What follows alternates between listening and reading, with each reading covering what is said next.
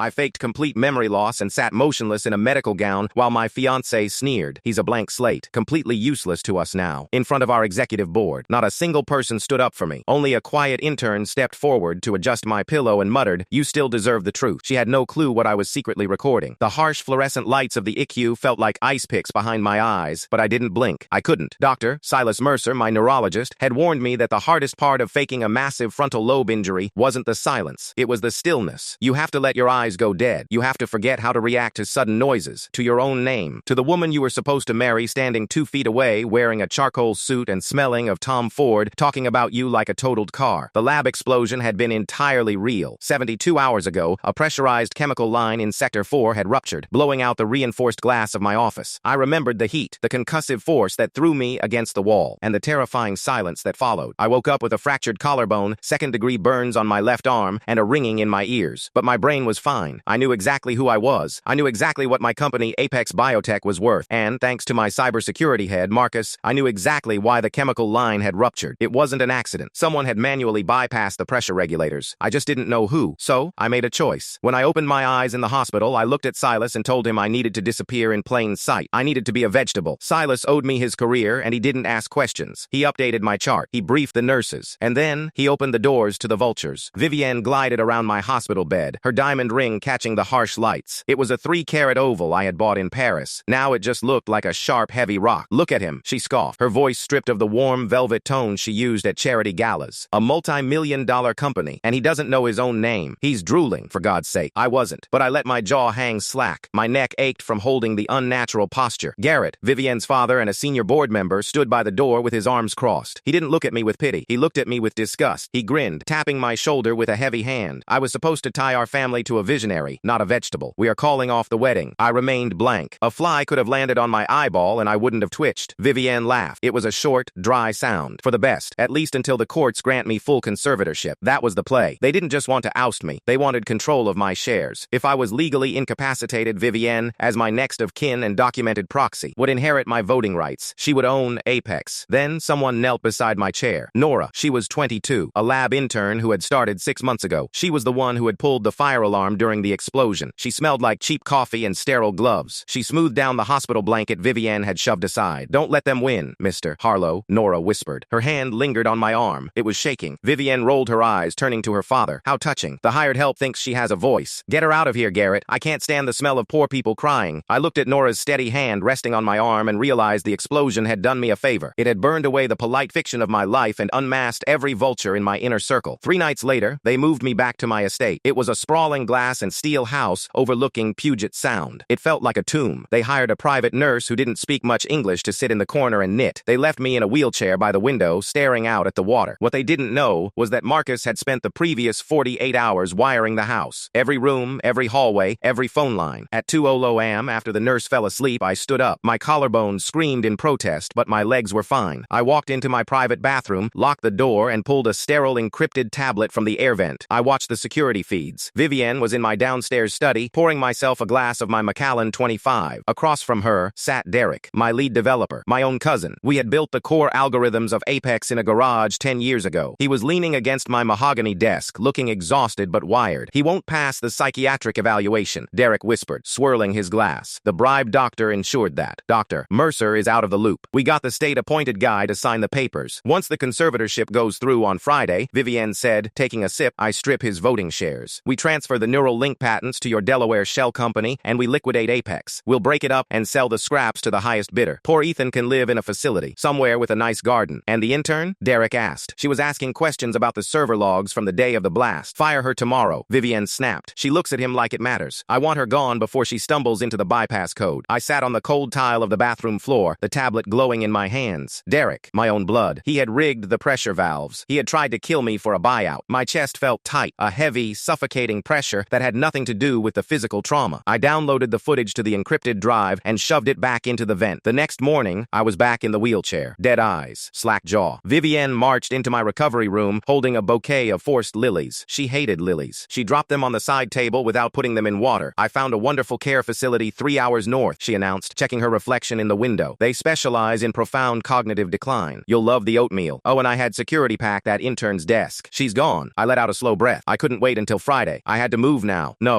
I said. My voice was raspy from disuse, scraping like sandpaper against the quiet of the room. Vivienne froze. Her hand stopped mid-air, inches from her hair. She turned around slowly. The color drained from her face, leaving her pale and hollowed out. What did you say? She whispered. I turned my head, locking eyes with her for the first time in a week. I didn't blink. I didn't soften. Nora stays. Vivienne and my faculties are fully intact. Terror flashed across her face. It was genuine, unfiltered panic. She took a step back, hitting the side table. The lilies fell to the floor. She opened her mouth to speak, but nothing came out. She spun on her heel and practically ran out of the room. I knew she would immediately go to Derek. They would panic. They would try to destroy the Delaware documents. I needed someone on the inside to pull the data before they scrubbed the servers. That evening, a knock came at the back door of the estate. The nurse opened it. It was Nora. She was holding a cardboard box of her desk belongings, standing in the rain. She asked to see me one last time to drop off a mug I had given her. The nurse, uncaring, let her in and went back to her knitting in the kitchen. Nora walked into the dim living room. I was sitting in the armchair. Mr. Harlow, she said softly. I'm sorry. I tried to tell them you wouldn't want me to leave. I reached over, turned on the table lamp, and sat up straight. I know, I said clearly. Nora dropped the box. It hit the rug with a muffled thud. She stared at me, her mouth slightly open. I need your help, Nora, I said, keeping my voice low. Derek is going to wipe the main servers tonight. I need the bypass logs from Sector 4, and I need the wire transfer receipts from his terminal. You still have your key card? She swallowed hard, looking at me like I was a ghost. Then, slowly, she nodded. They deactivated my login, but I know the back door to Derek's admin account. He uses the same password for everything. Go back to the office, I told her. Get in, pull the data on a flash drive, and get out. Don't let security see you on the executive floor. 3 hours later, Nora slid a decrypted flash drive under my front door. I plugged it into my tablet. It was all there. Data pulled from Vivienne's desktop, forged medical evaluations, wire transfers to the corrupted state doctor, and signed agreements between Vivienne, Derek, and a corrupt board member named Conrad. They had meticulously documented their own treason. It was proof of grand larceny, wire fraud, and corporate conspiracy delivered straight to my hands. By dawn, my legal team locked down the company's servers remotely. By noon, I had Claire Brennan, my lead litigator, summon the board back to the boardroom at Apex headquarters. I had Marcus wheel me into the building. I kept the blanket over my lap. I kept the vacant stare. We entered the glass-walled boardroom. The Seattle skyline loomed behind us, gray and unforgiving. Vivienne arrived wearing crisp white silk. She looked tense, but she was forcing a smile. Derek sat beside her, bouncing his leg nervously. Conrad was at the end of the table, checking his watch. They all assumed this was the formal transfer of the conservatorship. They thought they were humoring the legal requirements before signing my life away. I wheeled myself to the head of the table. The room went quiet. Vivienne cleared her throat. We are here to formalize the medical proxy for Ethan. As you all know, his condition is irreversible. I reached under the blanket, pulled out a small remote, and clicked it. The projector dropped from the ceiling. The speakers cracked to life. Vivienne's own voice filled the room, echoing off the glass walls. Once the conservatorship goes through on Friday, I strip his voting shares. We transfer the neural link patents to your Delaware shell company. Gasps erupted around the table. Board members shifted in their seats. Vivienne's color drained completely. She stood up so fast her chair tipped backward and crashed to the floor. That's manipulated audio, she shrieked, her voice cracking. It's a deepfake. Someone is trying to ruin me. I clicked the remote again. Bank records, forged sign-offs, and Conrad's signature flashed across the screen. The offshore accounts, the bribes to the state doctor, the exact bypass code used to rupture the chemical line in Sector 4. Conrad groaned and buried his face in his hands. Derek just stared at the screen, paralyzed. You orchestrated this entrapment. Vivienne screamed, losing the last thread of her composure. She lunged toward my wheelchair, her hands hooked into claws, her pristine white silk shifting wildly. I locked the wheels with a loud click. I threw the blanket off, and I stood up. Vivienne stumbled back like she had hit a physical wall. She tripped over the legs of her fallen chair and landed hard on the carpet. Derek dropped his expensive fountain pen. It shattered on the floor, ink bleeding into the rug. I walked around the table. My legs were perfectly steady. I stopped looking at her as my fiancée and looked at her as a liability. My brain was never damaged, Vivienne, I said. The room dead silent, except for the hum of the projector. But your career just was. The heavy oak doors of the boardroom swung open. 4 federal marshals stepped inside, their badges catching the light. Claire strode forward with a thick leather briefcase. Vivienne Wren, Derek Harlow, and Arthur Conrad, Claire said, her voice cutting through the room like a scalpel. You are under arrest for grand larceny, wire fraud, identity theft, and corporate conspiracy. Derek panicked. He shoved his chair back and bolted for the side door. 2 security guards tackled him before he made it 3 steps, driving his shoulder into the drywall. Vivienne didn't run. She stayed on the floor, looking up at me. The venom was gone, replaced by a pathetic, desperate realization that she had lost everything. Ethan, please, she whispered, tears streaking her expensive makeup. Please, we can talk about this. I love you. I reached into my pocket, pulled out the velvet box containing the 3-carat ring, and tossed it onto the mahogany table. It slid across the polished wood and stopped right at the edge. We didn't build anything, Vivienne, I told her, turning my back. You just dug a very expensive hole. 3 months later, the company was stronger than ever. The stock had rallied. We cleared out the rot from the executive executive floor. I had Nora installed as lead research director. She had earned it, not just through loyalty, but because she actually understood the patents better than Derek ever did. Vivienne called from a public line at a county facility. I listened to the voicemail later. Her voice was thin, begging me to call her back, asking if we could talk about family after the legal fees had completely bankrupted her and her father. Derek and Conrad had turned state's evidence against her in a bid for reduced sentences. There was no family left to talk about. I listened to 3 seconds of her crying, deleted the audio, and blocked the number. I walked to the glass window of my downtown office. The Seattle rain was streaking down the pane, blurring the city lights into a watercolor smear. I smiled. The relief was still fresh. Some spend a lifetime trying to look rich, while others realize they are bankrupt where it counts. I turned around, handed Nora the updated patent files for our new trial, and told her we had work to do. Then, my phone buzzed on the desk. It was a text from an unknown number, a single image file. I opened it. The smile fell off my face. The blood rushed out of my extremities, leaving my fingers ice cold. It was a photograph of Conrad. It was taken inside what appeared to be a federal holding facility. He was wearing an orange jumpsuit, sitting at a metal table. He was looking directly at the camera, and he was smiling. Below the image were 4 words. I kept a copy. I stared at the screen, my mind racing. A copy of what? I had the server drives. The feds had the shell company records. We had confiscated every laptop, every phone, every hard drive associated with the 3 of them. There was nothing left to copy. A sharp knock on the glass door made me jump. Claire walked into the office. She didn't look like a litigator who had just won the biggest corporate fraud case of the decade. She looked like she was about to be sick. She closed the door behind her and locked it, pulling the blinds down over the glass. "Ethan," Claire said, her voice dropping to a harsh whisper. "Did you authorize a secondary ledger for the Sector 4 trials?" "What?" I frowned, putting the phone down. "No, everything in Sector 4 was by the book until Derek blew the pressure valves." "What are you talking about?" Claire walked over to my desk and dropped a thick manila envelope onto the blotter. 10 minutes ago, the SEC issued an emergency freeze on our main operating accounts. The EFTA just pulled our fast-track approval for the neural link. We are completely locked out of our own company. I stared at the envelope. "On what grounds?" "Someone forwarded a shadow ledger to the SEC field office in New York this morning," Claire said, her eyes locked on mine. "It's a complete set of forged clinical data, dating back 3 years. It shows Apex knowingly falsified the baseline safety reports. And Ethan, the digital signatures on every single one of those approvals is yours." The room seemed to tilt. "That's impossible," I said, my voice rising. "Derek and Conrad forged my signature for the buyout, not the clinical data. Why would they forge my name on trial data? They didn't just plan to sell the company," Claire said quietly. "They planned to fail safe. If the buyout failed, if they got caught, they created a paper trail that makes it look like you orchestrated the embezzlement to cover up the failed trials. They made it look like you faked your own assassination attempt and framed them to purge the board." I looked down at the phone. I kept a copy. Conrad hadn't kept a copy of their guilt. He had kept a copy of a perfectly manufactured lie that painted me as a sociopath. He was smiling in that holding cell because he knew he wasn't going down alone. "The feds are on their way up," Claire said, looking at the door. "We have maybe 5 minutes before they walk in here with a warrant for your arrest." I didn't reach for my jacket. I didn't panic. Panic was a luxury for people who didn't understand the blast radius of a federal indictment. I picked up the desk phone and hit the speed dial for Marcus in cybersecurity. He picked up on the half ring. "Marcus, the SEC is locking our accounts. Feds are in the elevator. Do not wipe a single drive. Do not run any defensive protocols. I want you to mirror the entire server cluster to the cold storage physical drives in the basement and physically disconnect them. Preserve every timestamp, every login packet, every single piece of metadata from the last 4 years. Do it right now." "Copy that," Marcus said. His voice was tight, but he didn't ask questions. The line went dead. I looked at Claire. She was already dialing her crisis management team on her cell, pacing the length of my office. "Call Nora," I told her, my voice eerily calm. "Tell her to leave the building immediately. If they think I orchestrated a fake clinical trial, they're going to look at my lead research director next. I won't let them drag a 22-year-old kid into a federal racketeering charge." "I'm on it," Claire said, holding up a finger as her team picked up. I walked around my desk and stood by the door. I straightened my tie. I looked at the glass walls of my office, out into the bullpen where 50 employees were suddenly standing up, looking toward the glass elevators. The doors slid open. A dozen men and women in dark windbreakers spilled out. Some had sex stenciled on the back, others FBI. They moved with coordinated, practiced efficiency, fanning out across the executive floor. A tall man with salt and pepper hair and a sharply tailored suit walked straight toward my office. He didn't look angry or triumphant. He looked like a man doing a routine job. He pushed open my glass door without knocking. "Ethan Harlow?" he asked, stepping into the room. "That's me. I'm Special Agent Owen Tate. I have a warrant for your arrest on charges of securities fraud, wire fraud, and violating the Sarbanes-Oxley Act." He pulled a pair of handcuffs from his belt. "Turn around and place your hands behind your back." Claire stepped between us. "Agent Tate, I'm Claire Brennan, Mr. Harlow's legal counsel. My client is fully cooperating. There's no need for a theatrical perp walk. We can take the private freight elevator." Tate looked at Claire, then back at me. "The warrant is public, Miss Brennan, so is the arrest. Turn around, Mr. Harlow." I didn't argue. I turned around and put my hands behind my back. The metal was freezing against my my wrists. The click of the ratchet locking into place was the loudest sound in the room. "You have the right to remain silent," Tate began, his voice a low drone as he recited the Miranda warning. He marched me out of my office. Every eye in the bullpen was on me. The silence was absolute, broken only by the sound of federal agents pulling hard drives from towers and taping evidence boxes shut. I kept my head up. I didn't look away from the people I had hired, the people I had sworn to protect when I took the company back. I saw the doubt creeping into their faces. A month ago, I was the visionary who survived an assassination attempt. Today, I was the monster who might have faked it all to steal their pensions. Conrad and Derek had played a flawless long game. They processed me at the federal building downtown. Fingerprints, mugshot, shoelaces removed. I was placed in a cinder block holding cell that smelled intensely of industrial bleach and old sweat. I sat on a steel bench for 6 hours. I didn't sleep. I just watched the second hand on the wall clock tick off the time I was losing. At 8 p.m., the heavy door clanged open. Agent Tate walked in, followed by a woman carrying a thick accordion folder. She had sharp features and wore a navy blazer. "Ethan, this is Assistant U.S. Attorney Margot Ashby," Tate said, taking a seat across the metal table. "Your lawyer is outside filing a motion for bail, which gives us about 20 minutes to have an off-the-record conversation. If you want it, I want my lawyer in the room for any conversation, off or on the record," I said, leaning back against the cold wall. Ashby dropped the folder on the table. It landed with a heavy, damning thud. "You can wait for Ms. Brennan if you want, Mr. Harlow, but I thought you might want to see what you're up against before tomorrow's arraignment, because right now, you look like the most prolific sociopath in Seattle tech history." She opened the folder and slid a stack of printed spreadsheets toward me. "Sector 4 neural link trials," Ashby said. "Phase 2. The data you submitted to the FDA showed a 94% success rate in sensory mapping. The shadow ledger we received this morning shows the real data, a 32% success rate accompanied by severe neurological degradation in the animal subjects. You pushed a failing product, falsified the data, and forged the safety sign-offs." I looked at the spreadsheets. The formatting was exactly how we did it in-house. The timestamps aligned perfectly with our quarterly reporting, and there, at the bottom of every page, was my digital signature, my encryption key. "I didn't sign these," I said. "This is a fabricated ledger. Your cousin Derek Harlow says otherwise," Tate chimed in, leaning forward. "He sat in a room just like this 2 weeks ago and confessed. He said you realized the trials were failing and the company was going to tank. You needed a scapegoat, so you asked him to bypass the pressure valves in your own lab." I stared at him. The sheer audacity of the lie took my breath away for a second. "He told you I ordered my own bombing? He said you told him the blast radius would only take out the server room," Ashby said, her voice dripping with skepticism. "He claims you miscalculated or you stood too close on purpose to sell the injury. You framed him, Vivienne Wren, and Arthur Conrad for a hostile takeover so you could purge the board, take total control, and bury the failed trial data forever. It was a masterpiece. It really was. They took the exact truth and inverted it. And because they had already confessed to wire fraud and conspiracy, their new story sounded like the desperate admission of lower-level accomplices who had been manipulated by a mastermind." "Where did the shadow ledger come from?" I asked. "It was emailed to the SEC from a secure server located in the Cayman Islands, set on a dead man's switch," Ashby said. "Triggered the moment Arthur Conrad was transferred to federal lockup. He told us it was his insurance policy against you. I kept a copy. I didn't fake a trial, and I didn't blow up my own lab," I said quietly. "If you check my IP logs, if you look at the raw data from Sector 4 before the explosion—" "We did," Tate interrupted. "The metadata matches your personal terminal, Ethan, the routing, the encryption keys, the VPN tunnels. It all points to your desk. You're looking at 20 years for the fraud alone. If we tack on reckless endangerment for the lab explosion, you're never seeing the outside of a cell." The door opened. Claire stood there, looking furious. "This interview is over," she snapped, stepping into the room. "Don't say another word, Ethan." The judge granted a late-night bail hearing. "We're leaving." Ashby smiled thinly, gathering the papers back into the folder. "See you in court, Mr. Harlow. Better pack a bag." The bail hearing was brutal. The prosecution argued I was a flight risk with access to offshore accounts. Claire argued I was a prominent CEO with deep ties to the community and a victim of a framed narrative. The judge compromised. Bail was set at $10 million,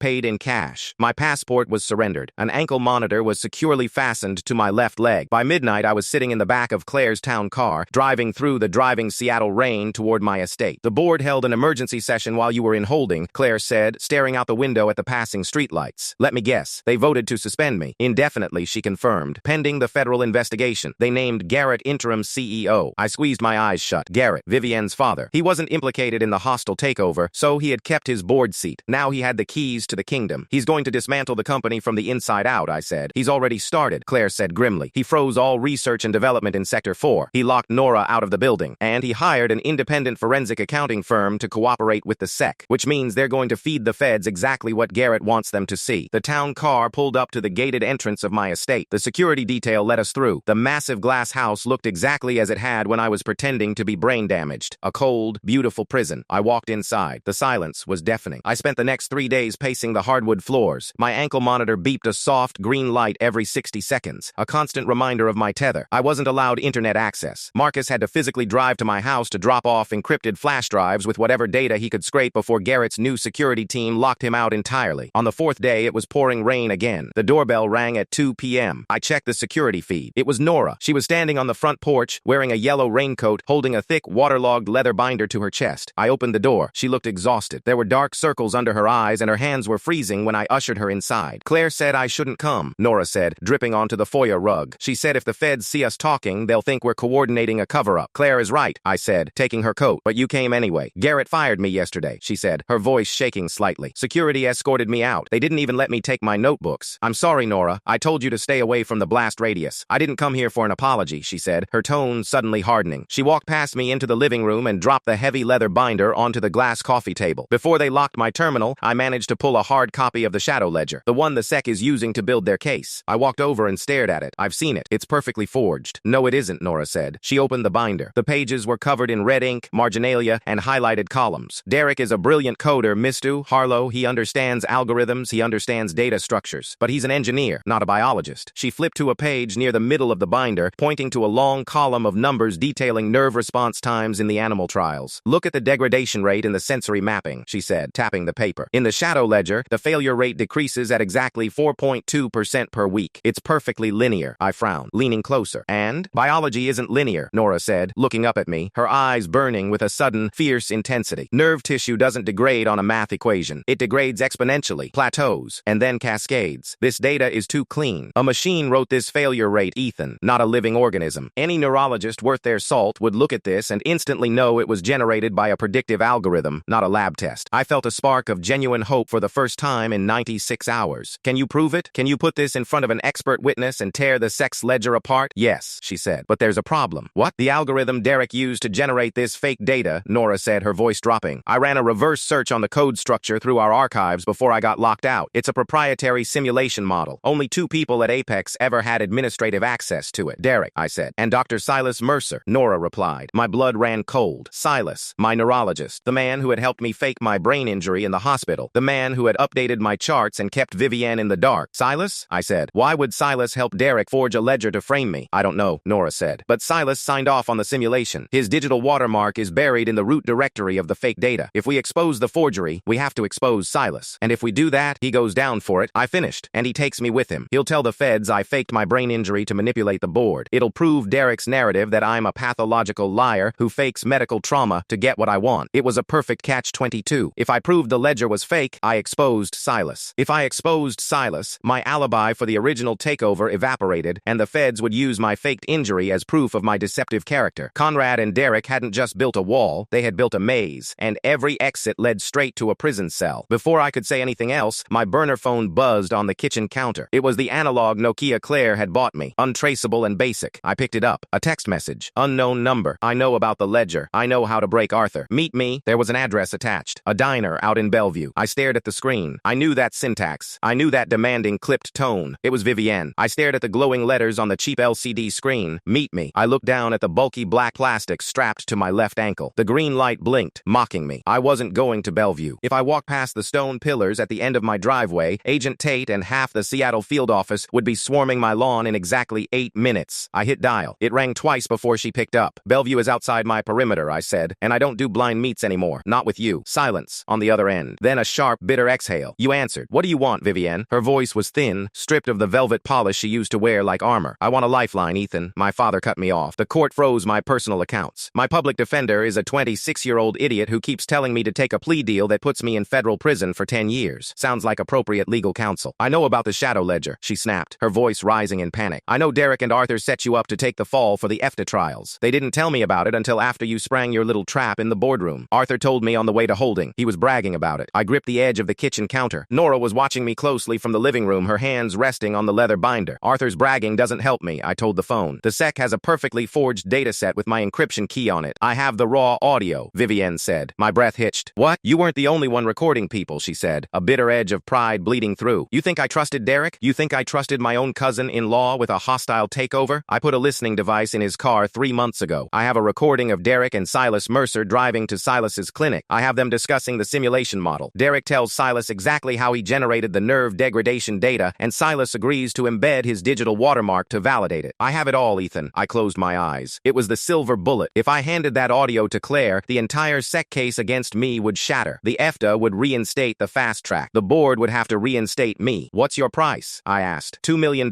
Vivienne said instantly. Transferred to a clean crypto wallet. I pay a real defense firm, I fight the conspiracy charge, and I walk away with probation. You get your life back, I keep my freedom. My accounts are frozen, Vivienne. Your father made sure of that. You're Ethan Harlow, she sneered. You have emergency reserves. You have untraceable liquidity. Don't lie to me. She was right. I had a contingency fund. $3 million in decentralized assets that Marcus had set up years ago in case of a corporate ransom attack. It was totally off the books. Send me a 10-second snippet of the audio to prove you have it, I said. Then I'll send you the wallet address. I'll bring the flash drive to your gate at midnight. Have the transfer ready. She hung up. I lowered the phone. Nora was standing up now, holding the binder against her chest. Was that her? Nora asked. She has Derek and Silas on tape, I said. She wants $2 million for it. Can you pay it? Yes. I tossed the burner phone onto the counter, but I'm not going to. If I wire $2 million in crypto to a woman currently under federal indictment for defrauding my company, in exchange for evidence that exonerates me, I told Nora, walking back into the living room, Agent Tate will arrest me for witness tampering, bribery, and obstruction of justice. The audio will be inadmissible in court because I bought it from a hostile party. It's a poisoned tree. Nora blinked. So, she has the proof, but you can't use it? Not if I buy it. Then how do we get it? I looked out the window at the rain lashing against the glass. We don't. We get Silas to confess on his own. I walked over to the landline in the study. I picked it up and dialed Silas's private clinic number. He had a concierge practice in South Lake Union. His receptionist answered. I told her it was a medical emergency. 10 seconds later, Silas was on the line. Ethan, he said, his voice dropping to a hushed, sympathetic tone. The tone he used when he was faking my chart. I saw the news. I can't believe what they're doing to you. Are you all right? The sheer sociopathy of it made my teeth grind. He was sitting in his office, knowing he had handed Derek the gun to shoot me with, and he was asking if I was all right. I'm experiencing severe migraines, Silas, I said, keeping my voice tight, simulating pain, visual auras, numbness in my left arm. It's exactly like the symptoms we discussed before. I think the stress of the indictment is triggering an actual neurological cascade. Listen to me, Silas said, shifting smoothly into doctor mode. You need to stay calm. Your blood pressure spiking is dangerous. I can call an ambulance, no? I cut him off. No hospitals. If I go to a hospital, the feds will send an agent to sit in the room. The board will use it as proof that I'm medically unfit to ever return. I need you to come here. Bring your portable diagnostic kit. Please, Silas. He hesitated. I'm heavily booked today, Ethan, and visiting a patient under federal indictment. It's legally precarious for me. I'll double your retainer, I said. Just get here. Give me an hour, he said, and hung up. I looked at Nora. She had already opened her laptop on the coffee table. He's coming, I said. Marcus should still have backdoor access to the house's internal surveillance, right? The cameras we used to catch Derek and Vivienne? Nora nodded, her fingers flying across the keyboard. Garrett's team disconnected the main server, but Marcus hardwired the study cameras to a localized closed-loop system. They're still recording to the physical drive behind the bookshelf. Good. Get the audio running. And then I need you to hide in the guest room. If Silas sees you here, he'll spook. 50 minutes later, the front gate buzzer sounded. Silas's black Mercedes pulled up the driveway. I sat in the leather armchair in the study. I rubbed my temples, forcing my eyes to look bloodshot. I unbuttoned my collar. I needed to look like a man on the edge of a stroke, a man desperate enough to confess. Silas walked in carrying a black leather medical bag. He looked immaculate. Tailored suit, silver hair perfectly swept back. He looked around the study, noting the drawn blinds. Ethan, he said, setting the bag on the desk. You look terrible. The ankle monitor doesn't let me sleep, I said, leaning my head back against the leather. Check my vitals. He pulled a blood pressure cuff from his bag and strapped it to my arm. The machine whirred. He watched the digital readout, his brow furrowing slightly. Your pressure is high, but not catastrophic, Silas murmured. He pulled out a penlight and flashed it in my eyes. I squinted, flinching away. I know what you did, Silas, I whispered. The penlight stopped moving. He didn't pull his hand back. He didn't gasp. He just stood there, the light shining an inch from my pupil. I don't know what you mean, Silas said smoothly. He clicked the light off and put it in his pocket. You're under an immense amount of stress, Ethan. Paranoia is a natural byproduct. Don't manage me, I said, sitting forward. I kept my voice low, ragged. I saw the shadow ledger. The SEC showed it to me. I know Derek couldn't have generated that biological decay rate on his own. He needed a neurologist to build the predictive model. He needed you. Silas began packing his blood pressure cuff back into the bag. He was taking his time. Derek Harlow is a convicted fraudster who is currently attempting to reduce his sentence by dragging down everyone around him, Silas said without looking at me. If you think the federal government is going to believe a word he says, you're mistaken. Derek didn't tell them, I lied. Vivienne did. She came to me. She recorded you and Derek in the car, Silas, 3 months ago. She has the audio of you agreeing to embed your digital watermark into the simulation model. Silas's hands stopped. The silence in the room was absolute, save for the rhythmic drumming of rain against the window pane. He slowly zipped the leather bag shut. He turned to face me. The warm, sympathetic doctor was gone. His eyes were flat, calculating. Where is the recording? Silas asked. I have it. I lied again, and I'm handing it over to Claire in the morning. She'll She'll take it to the U.S. attorney. You're going to lose your medical license, Silas. You're going to prison for conspiracy to commit wire fraud and perjury. Silas walked over to the mahogany side table and poured himself a glass of water from the carafe. He took a slow sip. No, you aren't, he said calmly. Watch me. If you hand that over to your lawyer, Silas said, turning around, I will immediately go to Agent Tate. I will testify, under oath, that your cognitive impairment following the lab explosion was entirely fabricated. I will provide my original, unaltered medical notes showing you suffered no trauma. I will tell them you explicitly bribed me to alter your chart so you could orchestrate a false entrapment scheme against your own board of directors. He smiled, a thin, bloodless stretching of his lips. And you know what the U.S. attorney will see, Ethan? They won't see a victim. They'll see a manipulative sociopath who fakes brain damage to crush his enemies. It will cement their narrative that you faked the clinical trials. It proves your character. If I go down, I take your entire defense with me. I stared at him. I let the silence hang, letting his words carve themselves into the air. You really thought this through, I said softly. I am a chess player, Ethan. You and Derek were just playing checkers. He promised me $10 million from the liquidation of Apex. When you ruined that, I needed to make sure I had leverage. Arthur's ledger was just insurance. I didn't think he'd actually pull the trigger on it. Silas picked up his medical bag. Rest up, Ethan. Drink plenty of fluids. And don't ever threaten me again. We are mutually assured destruction now. He walked out of the study. I listened to his footsteps echo down the hall, heard the front door open and close, heard his Mercedes start up and pull away down the wet driveway. I sat alone in the dim room for a full minute. Then the door to the guest bedroom clicked open. Nora stepped out. She was pale, clutching her laptop to her chest like a shield. Did you get it? I asked, my voice steady again. Nora walked over to the desk and set the laptop down. She hit the spacebar. I will immediately go to Agent Tate. I will testify, under oath, that your cognitive impairment, Silas's voice played back, crystal clear, picked up by the microphone hidden in the spine of a dictionary on the shelf. I didn't think he'd actually pull the trigger on it. I nodded slowly. Good. But Ethan, Nora said, her voice trembling slightly. He's right. If we give this to the SEC, they'll hear you faked your injury. They'll hear the exact thing that destroys your credibility. He confessed, but he confessed to mutually assured destruction. I know, I said. He thinks he cornered me. He thinks because I have something to lose, I won't press the button. I pulled my encrypted phone from my pocket and dialed Claire. She picked up on the first ring. Claire, I said, call the U.S. Attorney's office. Tell Agent Tate we want to sit down tomorrow morning. Proffer agreement. Off the record. Ethan, what are you doing? Claire demanded. You can't just talk to them. I have Silas Mercer on tape confessing to his part in fabricating the shadow ledger, I said. That's incredible. Claire gasped. Send it to me right now. There's a catch, I said heavily. The tape also contains him confirming that I faked my brain injury after the explosion. It proves I lied to my doctors, my board, and my family for a week to set up Vivienne. Dead silence on the line. I could hear Claire breathing. Ethan, she said finally, her voice tight. If you hand that over, they might drop the fraud charges regarding the EFTA trials, because Silas clears you, but they will absolutely use your faked injury to charge you with criminal fraud for manipulating the board. You're trading a 20-year sentence for a 5-year sentence. Set the meeting, Claire, I said. I hung up the phone. Nora was staring at me. You're going to turn yourself in? I'm going to end this, I said, walking toward the window. Arthur and Derek thought they could bury me because they thought I was just like them. They thought I cared more about my reputation than the truth. I looked down at the ankle monitor. I don't. The next morning at 9:00 a.m., the Blacktown car pulled up to the federal building. Claire sat next to me, gripping her briefcase so tightly her knuckles were white. Once we walk in there and play this tape, there is no one ringing the bell, Claire said, looking at me. Tate will arrest Silas immediately, but Ashby will likely draft a new indictment for you before lunch. Let her, I said. We walked through security. The metal detector beeped at my ankle monitor, and a guard had to wand me with a grim expression. We took the elevator to the 6th floor. Agent Tate and Asa Ashby were waiting in a small windowless conference room. They didn't stand when we walked in. This better be good, Miss Brennan, Ashby said, folding her hands on the table. I have a grand jury convening at noon. Claire didn't say a word. She opened her briefcase, pulled out a small Bluetooth speaker, set it on the table, and tapped her phone. Silas's voice filled the room. Derek Harlow is a convicted fraudster. Tate stopped leaning back in his chair. I will testify, under oath, that your cognitive impairment following the lab explosion was entirely fabricated. Ashby's eyes flicked to me. Her expression was unreadable. I am a chess player, Ethan. He promised me $10 million from the liquidation of Apex. Arthur's ledger was just insurance. The recording ended. The silence in the room was suffocating. Tate looked at Ashby. Ashby looked at me. You brought us a tape of your own doctor confirming you faked a massive medical trauma to manipulate a corporate board. Ashby said slowly. You just handed us the motive for a separate federal fraud charge. I handed you the truth, I said, leaning forward, resting my forearms on the table. I lied to my board. I sat in a wheelchair and let my fiancée think I was a vegetable so I could catch her stealing my company. I own that. Charge me for it if you can find a statute that makes lying to a hostile board member illegal. But I did not fake the EFTA trials. I did not blow up my own lab. And you now have the definitive proof. Ashby picked up her pen. She tapped it against the legal pad. Agent Tate, she said without looking away from me. Take 2 men and go arrest Dr. Silas Mercer. Bring his servers in. Tate stood up, grabbed his jacket, and walked out without a word. Ashby looked at Claire. Your client is not immune to prosecution for the events preceding the boardroom takeover. I want that understood. We understand, Claire said said smoothly. But as of right now, the ledger is proven fraudulent. The SEC freeze on Apex must be lifted. I'll make the call, Ashby said. She closed her folder. You can go, Mr. Harlow. I stood up. My knees felt weak, but I didn't let it show. We walked out of the conference room, out of the building, and back into the Seattle rain. I had blown up my own shield. The world would know I faked the injury. The PR fallout would be astronomical. The board would likely try to fire me permanently based on the sheer liability of my actions. But I wasn't going to prison for the EFTA trials. My phone buzzed as I reached the car door. It wasn't Vivienne. It wasn't Marcus. It was Garrett, Vivienne's father, the interim CEO of Apex. I answered it. Garrett, I said, the rain soaking my shoulders. Ethan. Garrett's voice boomed through the speaker, jovial and terrifyingly calm. I just got a call from my contacts at the SEC. It seems the shadow ledger has been discredited. It has. Which means your time in my chair is over. Garrett chuckled. It was a low, scraping sound. Not quite, son, you see. While you were busy playing detective with your doctor, I was busy doing my job. The board held an emergency vote at 8:00 a.m. I froze. You can't hold a vote without notifying all shareholders. We can when the CEO is under federal indictment for a separate count of corporate manipulation, Garrett said. You admitted on tape to defrauding the board, Ethan. The U.S. Attorney's Office leaked the contents of your proffer to me 10 minutes ago. My stomach dropped. Ashby hadn't just let me walk. She had called Garrett the second I left. The board voted unanimously to terminate you for cause, Garrett said, his voice hardening into steel. Morals clause violation. You're out, Ethan, and since you violated the morals clause, your shares revert to the company treasury. I stared at the black pavement. Oh, and Ethan? Garrett added softly. I had security clear out that intern's desk again. Nora, I believe her name is. She was caught accessing proprietary files on a closed-loop system. I've already forwarded her IP logs to the FBI for corporate espionage. Have a good day. The line went dead. I stood in the cold downpour, the analog phone suddenly feeling like a lead weight in my hand. He had played it perfectly. Garrett had let Vivienne, Derek, and Conrad take all the initial risk. When they failed, he let Silas plant the backup trap. And when I dismantled the trap, Garrett used the collateral damage to sweep the board entirely. He didn't just want the shares. He wanted to destroy anyone loyal to me. I opened the door to the town car and slid into the back seat. I was soaked, freezing, and shaking, but not from the cold. What happened? Claire asked, taking one look at my face. Who was that? Garrett, I said, wiping the rain from my eyes. Ashby leaked the proffer to him. He called an emergency board vote an hour ago. They fired me for violating the morals clause. My shares revert to the treasury. Claire stared at me, her legal mind processing the disaster in real time. He can't do that. The proffer was off the record. It's a breach of standard procedure for Ashby to share that with a corporate board before an indictment is even drafted. She didn't do it as a prosecutor, I said. She did it as a favor. Garrett has friends everywhere, but that's not the worst part. I grabbed my wet collar, trying to breathe. Garrett forwarded Nora's IP logs to the FBI. He's framing her for corporate espionage because she accessed the closed-loop servers to find Silas's watermark. Claire swore loudly, slapping her hand against the leather seat. Driver, get us to the estate. Fast. I dialed Nora on the burner phone. It rang 3 times before she picked up. Ethan, are you out? Did it work? Nora, listen to me carefully, I said, my voice sharp. Garrett knows you were on the closed-loop system. He just referred you to the FBI for corporate espionage. They are going to come looking for you. You need to leave the house right now. I heard her breath catch. The FBI? Ethan, I just pulled the ledger data. I didn't steal anything. It doesn't matter what you did. It matters what Garrett can make the logs look like. Do not take your laptop. Do not take your phone. Leave the binder on the coffee table. Walk out the back door, cut through the woods to the main road, and call a cab from the gas station. Go directly to Claire's downtown office. Tell the receptionist you are there to sign a retainer as an expert consultant for my defense. Once you sign that paper, you fall under attorney-client privilege and they can't interrogate you without Claire present. Okay, Nora whispered, panic creeping into her voice. Okay, I'm leaving the laptop right now. Go. I'll meet you at the office. I hung up and looked at Claire. If he gets his hands on her, she's going to crack. She's 22 years old and just got threatened with a federal felony. She won't crack if I'm sitting next to her, Claire said grimly. But Garrett has outmaneuvered us on the corporate front. With your shares in the treasury, he controls a supermajority. He can liquidate Apex by Friday, sell off the neural link patents for pennies to a shell buyer he secretly owns, and walk away a billionaire while you fight a decade-long legal battle. Why didn't he just do that in the first place? I asked, staring at the passing traffic. Why go through the whole charade with Vivienne and the conservatorship? Why rig a lab explosion? Claire frowned. Because a conservatorship gave them total control without a board vote. It was cleaner. Liquidating a solvent company requires board approval, and as long as you held 51%, they couldn't do it. But he didn't need to blow up the lab, I muttered, thinking out loud. Derek bypassed the valves. Vivienne orchestrated the conservatorship, but Garrett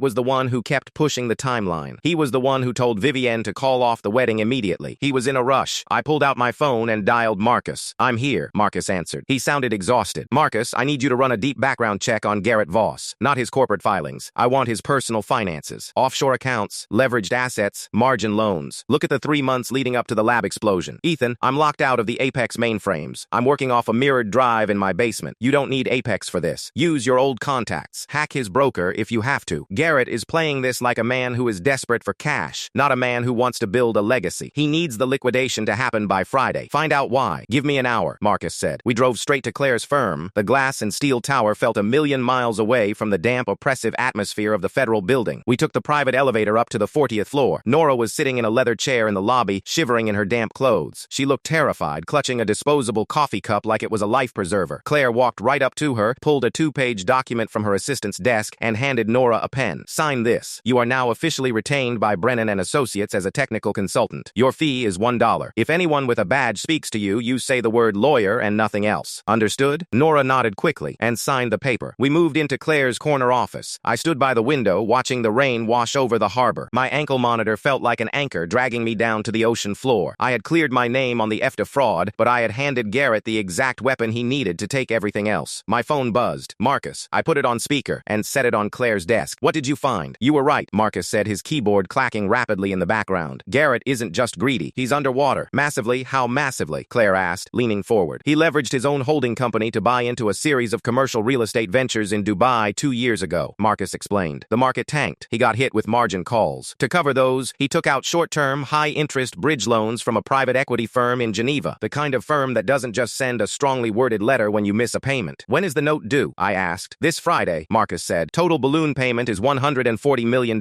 If he defaults, they seize his entire portfolio, including his Apex board seat. He'd be personally bankrupt. It all clicked into place. The rush timeline, the desperation to liquidate, the extreme measures. Garrett didn't care about Apex or the neural link technology. He needed a massive, untraceable influx of cash to pay off a shadow debt before the weekend. He had manipulated his own daughter into starting the fire and then stepped over her ashes to claim the insurance money. If he liquidates Apex on Friday, the payouts go directly to the shareholders. Claire noted. He'll use his cut to pay the Geneva firm. We can't let him sell it, Nora said quietly from the sofa. She looked up, her eyes red but focused. The neural link patents are in phase 3. If he sells them to a shell buyer, they'll just chop up the tech and bury the research. It'll kill years of work. It'll ruin people's lives. He holds the voting majority now that my shares are locked in the treasury, I said. He has the board in his pocket. He can approve the sale. Actually, Claire said slowly, a dangerous gleam appearing in her eyes. He can't. Not legally. I looked at her. He just fired me. He has the votes. He has the votes to fire a CEO, Claire corrected, walking over to her bookshelf and pulling down a thick, leather-bound binder containing the Apex corporate bylaws. But liquidating a tech firm with pending FDA medical patents isn't a standard asset sale. It requires a specialized regulatory clearance. And more importantly, according to your founder's agreement, any sale of core intellectual property requires a 45-day notice period to all original stakeholders. He'll forge the waivers, I said. He forged everything else. He can forge a waiver, but he can't forge a temporary restraining order, Claire said, a sharp smile forming on her face. If we file an emergency injunction in civil court tomorrow morning, citing extreme financial duress and conflict of interest, the judge will freeze the sale of any Apex assets for 30 days pending a review. 30 days, I repeated. Garrett's loan is due on Friday, Marcus's voice echoed from the phone. If you delay the sale by 30 days, he defaults. The Geneva firm will obliterate him. It's a stalling tactic, Claire warned. It doesn't get you your company back. It doesn't clear your morals clause violation. But it stops Garrett from burning the house down this week. Do it, I said. Draft the injunction. We need a plaintiff, Claire said, tapping her pen. You can't file it, Ethan. You were just terminated for cause, and you're under federal indictment. A judge will throw out your petition as retaliatory. We need a shareholder in good standing. Someone with equity who hasn't been fired. The room went quiet. I looked at Marcus's name on the speakerphone. Marcus? Garrett fired me 2 hours ago, Marcus said flatly. Locked my credentials and voided my stock options. My jaw tightened. Garrett had systematically purged everyone. There was no one left on the board or in the executive suite who would stand up to him. What about me? We all turned to look at Nora. She was sitting up straight now, her hands clasped tightly in her lap. You're an intern, Nora, Claire said gently. You don't have equity. Yes, I do, Nora said. She reached into her damp coat pocket and pulled out a crumpled sealed envelope. When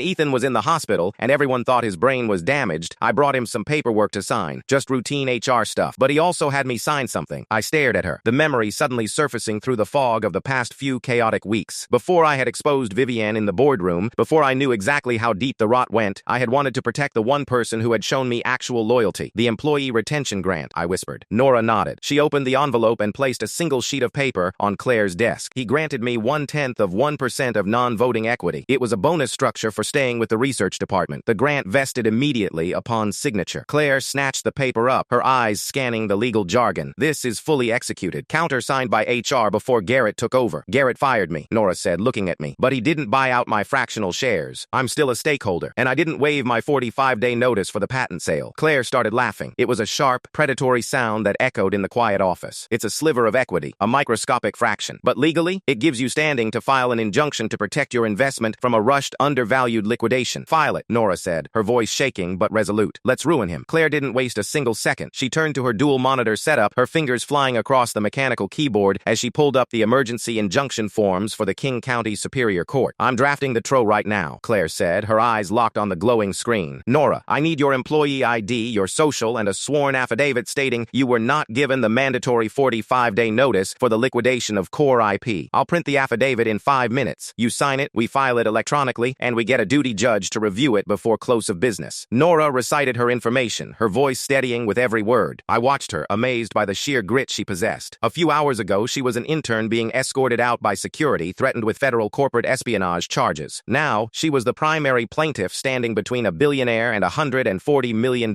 default. We spent the next 2 hours in Claire's office, fueled by adrenaline and cold, bitter coffee. Marcus stayed on the line on speakerphone, monitoring Garrett's digital footprint as best he could from his basement server setup. At 4:15 p.m., Claire converted the document to a PDF, attached Nora's digital signature, and hit submit on the court portal. It's filed, Claire announced, leaning back in her leather chair. Now we wait for the duty judge to grant the temporary freeze. The waiting was agonizing. The rain outside turned into a torrential downpour, beating against the floor-to-ceiling windows, mirroring the storm breaking inside the city's corporate networks. At 5:30 p.m., Claire's office phone rang. She answered it on speaker. "Brennan," she said. "Counselor." A voice rasped. It was Judge Halverson, a notoriously strict King County civil judge I recognized from a previous patent dispute years ago. "I have your emergency petition for a temporary restraining order against Apex Biotech and Garrett Voss. This is highly irregular. A fractional shareholder attempting to halt a multi-billion-dollar corporate liquidation? Your Honor, the plaintiff holds vested equity and was completely bypassed during the mandatory notice period," Claire argued smoothly, slipping into her courtroom persona. "Furthermore, the defense is attempting a fire sale to cover undisclosed high-risk personal debts, heavily undervaluing the IP in a blatant breach of fiduciary duty to all minority stakeholders." I could hear Halvorsen sighing over the line, the rustle of paper in the background. "I've reviewed the attached bylaws. The 45-day clause is ironclad, regardless of the shareholder's fractional percentage. I'm granting the temporary freeze on all asset sales, IP transfers, and corporate liquidations for Apex Biotech, effective immediately. The injunction holds for 30 days. We'll have a full evidentiary hearing on the 18th. Thank you, Your Honor." The line clicked dead. Claire let out a long, shaky breath and looked at me. "It's done. The court order is being transmitted to the Apex board and their legal counsel right now. Garrett can't legally sell a single paperclip." 10 minutes later, my burner phone buzzed on the glass coffee table. It was an unknown number, but I knew exactly who it was. I answered and put it to my ear, keeping my eyes on the Seattle skyline. "You think you're clever," Garrett's voice hissed. The jovial, confident tone he usually carried was completely gone, replaced by a cold, desperate fury. "A fractional shareholder injunction? It's a parlor trick, Ethan. It's a legally binding freeze, Garrett," I replied, my voice dead calm. "You can't liquidate the company tomorrow, which means you can't pay the Geneva firm. They're going to call in the debt and seize your entire portfolio. You're finished. You really think I'm going to let some 22-year-old intern bankrupt me?" He sneered. "I own the board. I control the company treasury. I can authorize a massive settlement payout to her to void the grant, or I can drown her in countersuits until she begs to drop it and walks away with nothing. She won't take your money, and she won't drop it. Claire Brennan is representing her pro bono." "You're out of moves, Garrett." "I'm never out of moves," Garrett said, his voice dropping to a deadly whisper. "You just made this personal. If I go down on Friday, I am taking every single one of you with me. Watch your back, Ethan." He hung up. I lowered the phone. The threat wasn't an empty boast. Garrett was a cornered animal facing complete financial ruin. He wouldn't just accept defeat and walk into bankruptcy court quietly. "What did he say?" Nora asked, watching my face from the sofa. "He's panicking," I said, "but he's not giving up. He said he's going to come after us." "Let him try," Claire said, packing her briefcase with precise, sharp movements. "Legally, he's paralyzed. He can't move the assets. Now we need to figure out how to clear your morals clause violation and get your shares out of the treasury so we can vote him off the board." "How do we do that?" I asked. "We need leverage on the remaining board members," Claire said, snapping her briefcase shut. "Garrett bought their loyalty or blackmailed them into voting you out this morning. If we can find out what he holds over them, we can flip the board and invalidate your termination." I looked at the speakerphone. "Marcus, did you hear that?" "Loud and clear," Marcus said over the line. "I'll start digging into the personal finances of the other board members. But Ethan, you need to be careful. Garrett's Geneva creditors aren't just bankers. They're private equity sharks. If Garrett tells them you're the absolute reason they aren't getting their $140 million tomorrow, they might try to force you to drop the injunction." I rubbed my forehead. "I'll be careful." That night, I didn't go back to the estate. It was too exposed. Too easy for Garrett's private security to find me. Claire booked us a pair of adjoining suites at a discreet downtown hotel under a corporate alias. Nora took one room, I took the other, and Claire went back to her firm to prepare for the inevitable legal onslaught the next morning. I sat in the dark hotel room, staring at the green blinking light of my ankle monitor. I was the founder of a billion-dollar biotech firm, currently effectively under house arrest in a Marriott, relying on an intern and a locked-out cybersecurity chief to save my life's work. At 2:00 a.m., my burner phone rang again. I expected Garrett. I expected Marcus, with an update on the board members. I didn't expect the voice on the other end. "Ethan," she said. It was Vivienne. "Vivienne, it's late. What do you want?" "I'm at a payphone in the county jail," she said. Her voice was hollow, devoid of the frantic, bargaining desperation from our last call. She sounded entirely broken. "My father visited me an hour ago." "Garrett? Why?" "He came to say goodbye," she whispered. Her voice cracked. "He told me he's leaving the country tonight. He knows he can't break the injunction before the Geneva loan defaults. He's liquidating whatever offshore emergency accounts he has left and chartering a private flight out of Vancouver." I sat up straight, the exhaustion instantly vanishing. "He's running?" "Yes. But Ethan, that's not why I'm calling." "Then why?" "He didn't just come to say goodbye," Vivienne said, her breath hitching. "He came to get my proxy signature. He needed my formal sign-off to access a joint trust we set up years ago to fund his flight. I refused. I told him he ruined my life and I wasn't giving him another dime. And